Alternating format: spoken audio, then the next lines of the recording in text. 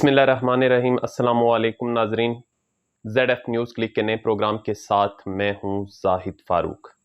नाजरीन कराम, मीडिया पर मुसलसल एक वावेला उठा हुआ है जनरल ज़हीरुल इस्लाम के जो उनके घर के अंदर एक तकरीब, उनके फार्म हाउस पे एक तकरीब मुनक्कद की गई जिसमें उन्होंने ज़िमनी इलेक्शन के दौरान हल्का PP 7 के उम्मीदवार की, PTI के उम्मीदवार की हिमायत का ऐलान किया। तो उस वावेले के बाद जिस पर बहुत से प्रोग्राम कर दिए गए, नेशनल मीडिया के ऊपर भी शाहजेब खानजादा सामने आए, सोशल मीडिया पे तो है ही है, वो कल मैं आपको कल की वीडियो में, कल के व्लॉग में आपको बता चुका हूं। फिर इसके अलावा नदीम मलिक की तरफ से वही जो प्रोपेगेंडा सेल के तौर पे काम करते हैं मीडियाज, वो उन सब ने इस बात को बहुत ज्यादा इस पे वावेला किया और आज उनकी वजाहत भी सामने आ चुकी है। उन्होंने इस सारी चीज की क्या वजाहत पेश की, व्यूवर्स ये आपके साथ शेयर करेंगे। फिर इसके साथ साथ हमजा शहबाज का फैसला होने जा रहा है। तख्ते लाहौर का ताज किसके सर पे सजेगा?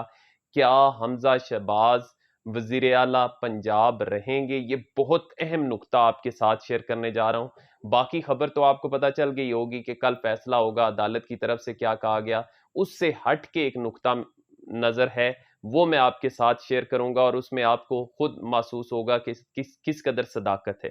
फिर इसके साथ साथ शेख रशीद की तरफ से एक दावा सामने आया, लेकिन असल हकीकत क्या है उस दावे को भी हम बयान करेंगे, लेकिन असल हकीकत क्या है ये भी आपके साथ शेयर करेंगे। व्यूवर्स, अब हम इसको डिस्कस करते हैं। सबसे पहले जनरल ज़हीरुल इस्लाम के हवाले से मैं इस का पहले ही आपको आगाह कर चुका था, लेकिन आज जो द न्यूज़ की तरफ से जो खबर छपी अंसार अब्बासी के हवाले से, उन्होंने कहा कि हमने जनरल ज़हीरुल इस्लाम के साथ राब्ता किया और उनसे जब पूछा गया कि क्या उन्होंने तहरीक इंसाफ ज्वाइन कर ली है, तो उन्होंने इस पर साफ इनकार किया और उन्होंने कहा कि मैं तहरीक इंसाफ का हिस्सा नहीं हूं।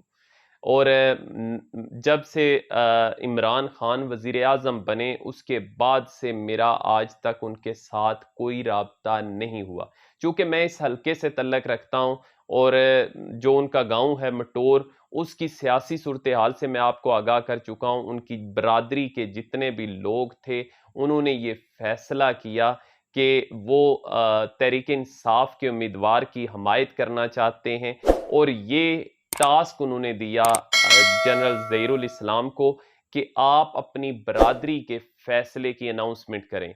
और इस हवाले से उनके फार्म हाउस के ऊपर एक तकरीब मुनक्कद हुई और जो PTI के अपने सोशल मीडिया की जितने भी पेजेस वगैरह हैं, उन पे उनकी तकरीर को हज़फ कर लिया गया, लेकिन बाज़ जगहों पे ये स्पीच सामने आई जो जिन्होंने अपने मोबाइल कैमरा से बनाई, वो ना सिर्फ तस्वीर सामने आई बल्कि स्पीच भी, जो कि मैं इससे पहले जो एक दो व्लॉग हैं उनमें आपके साथ शेयर कर चुका हूं। पूरी की पूरी तकरीर शेयर कर चुका हूं, वो आप देख सकते हैं।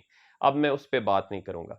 मैंने इस हवाले से आपको पहले बता दिया था कि ये तकरीब किस नवीयत की थी। अब उन्होंने जो द न्यूज़ को बताया, अंसार अब्बासी साहब ने जिसका हवाला दिया है कि उन्होंने कहा कि ये हमारी बरादरी का फैसला था जिसकी अनाउंसमेंट की मुझे जिम्मेदारी दी गई और मैंने वो अनाउंस किया और बरादरी की सतह पे एक हलके के अंदर हमने ये फैसला किया कि उस में जो PTI का उम्मीदवार है कर्नल शब्बीर अवान, उसकी हमायत की जाए। इससे ज्यादा बढ़ के और कुछ नहीं है। उन्होंने कहा मेरा सियासत में आने का फिलहाल कोई इरादा नहीं है।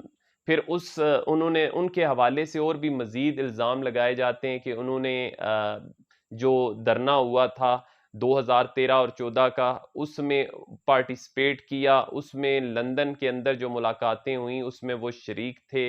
जो तैरुल कादरी इमरान खान के साथ मुलाकात हुई तो वो जनरल ज़हीरुल इस्लाम भी उसको सपोर्ट कर रहे थे। उनकी तरफ से ये सारा प्लान बनाया गया था। ये नून लीग की तरफ से ख्वाजा आसफ ने ये दावा किया था। तो इसको भी उन्होंने यकसर मुस्तरद किया और उन्होंने कहा कि ऐसी कोई बात नहीं है। नवाज शरीफ की तरफ से उन पे इल्ज़ाम आयद किया गया था कि उन्होंने नवाज शरीफ से जब ये मामलात काफ़ी ज़्यादा बिगड़ चुके थे तो नवाज शरीफ से कहा था कि या तो आप इस्तीफ़ा दें या फिर आप इसके लिए, यानी उनकी तरफ से ये पैगाम आया, या फिर आप इसके नताइज भुगतने के लिए तैयार हो जाएं और मुल्क के अंदर मार्शल लॉ भी नाफिज किया जा सकता है।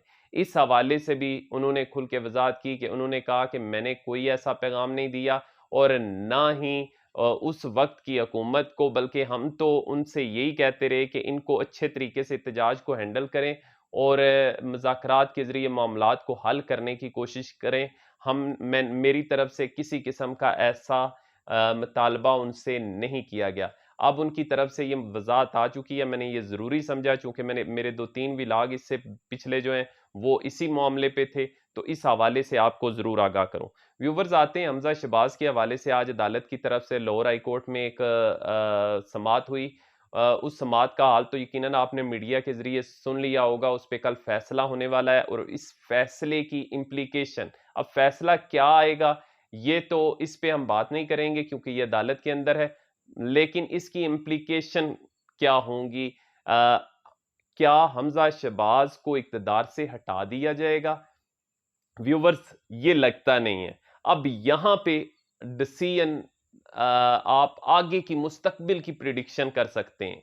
अगर हमजा शहबाज को ज़िमनी इलेक्शन से पहले उनके ओहदे से हटा दिया जाता है और वो दोबारा मुंतखब नहीं हो पाते, यानी कोई ऐसी रिलैक्सेशन उनके लिए नहीं छोड़ी जाती कि वो दोबारा मुंतखब हो सकें, तो फिर समझ लें कि मियां शहबाज शरीफ की हुकूमत भी जाने वाली है। फिर ये ज़िमनी इलेक्शन की नौबत भी शायद नहीं आएगी, क्योंकि ज़िमनी इलेक्शन के ज़रिए से हमज़ा शहबाज की हुकूमत को मुस्तहकम करना यही एक प्लान है जो बनाया गया है। क्योंकि अगर पंजाब के अंदर हमज़ा शहबाज की हुकूमत ख़त्म होती है, मुस्लिम लीग नून की हुकूमत ख़त्म होती है, तो मरकज़ के अंदर उनकी हुकूमत फैज़ाबाद तक रह जाएगी और इमरान खान किसी वक्त भी धरने के लिए आ सकते हैं, एहतजाज कर सकते हैं। पंजाब में उनके पास खुला मैदान होगा जिस तरह खैबर पख्तूनख्वा में था। जब दोनों तरफ से एहतजाजी आएंगे तो ऐसी सूरत में रोकना हुकूमत के लिए मुमकिन नहीं होगा। तो इस वजह से ये किसी सूरत भी मुमकिन नहीं है कि हमज़ा शहबाज को मंजरनामे से हटाकर ये पंजाब की हुकूमत जो है वो हवाले कर दी जाए इमरान खान के या इमरान खान के इत्तेहादियों के। इसलिए ये देखना होगा कि अगर कल के फैसले के नतीजे में अगर हमज़ा शहबाज की हुकूमत चेंज हो जाती है, चौधरी परवेज़ इलाही की हुकूमत आ जाती है, तो फिर आप ये अंदाज़ा लगा लें कि अब जनरल इलेक्शन दूर नहीं है। जल्द ही जो मरकज़ी हुकूमत है वो भी गर जाने वाली है। अब ये मामलात पे डिपेंड करता है, अंदरूने खाना बहुत से मुज़ाकरात यकीनन पीटीआई के भी चल रहे हैं।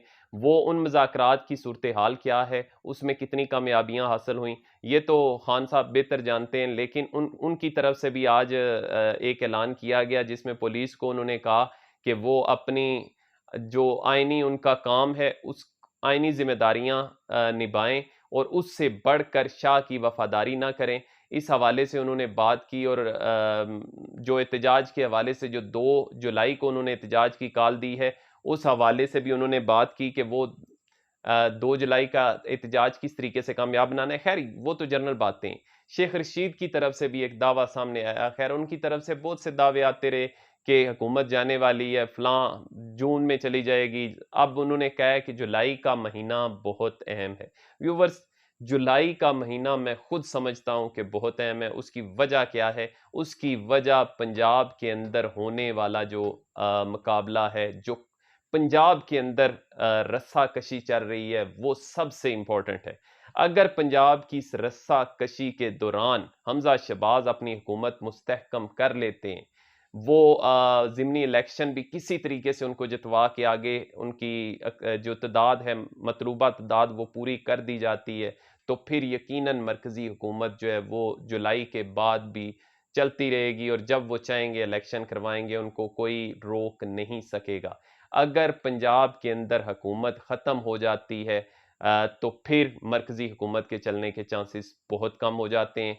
कल का क्या फ़ैसला आता है, ये आगे की सियासत की राह मुतय्यन करेगा, लेकिन ज़्यादा चांस यही है कि मौजूदा हुकूमत जो है हमज़ा शहबाज की, वो स्टे ऑर्डर लेकर या कोई भी ऐसा हरबा इस्तेमाल करके, लीगल हरबा इस्तेमाल करके इसको लिंगर ऑन करने की कोशिश करेंगे। वो चाहेंगे कि इसको हम ज़िमनी इलेक्शन तक किसी तरह खींच के ले जाएं, क्योंकि ताकत का सारा जो मरकज़ है वो उनके पास ही रहे और इसी दौरान ज़िमनी इलेक्शन हो, ताकि वो ये ज़िमनी इलेक्शन नहीं है, ये तख्ते लाहौर की जंग है, जिसमें साफ नज़र आ रहा है कि अगर वो इलेक्शन हारते हैं तो इस नतीजे में उनकी हुकूमत ख़त्म हो जाएगी और उनकी तरफ से जितने भी इक़दामात किए गए हैं वो हो सकता है उनको दोबारा भुगतने भी पड़े। तो वो किसी सूरत भी नहीं चाहेंगे, लेकिन उनके चाहने से कुछ नहीं होता। जो चाहने वाले हैं वो क्या चाहते हैं ये फ़ैसला करेगा कि नेक्स्ट इलेक्शन, लेकिन ये फ़ैसला इसी जुलाई के अंदर होने वाला है व्यूअर्स। मुझे इजाज़त दीजिए, अपना ख़्याल रखिएगा। अल्लाह हाफ़िज़।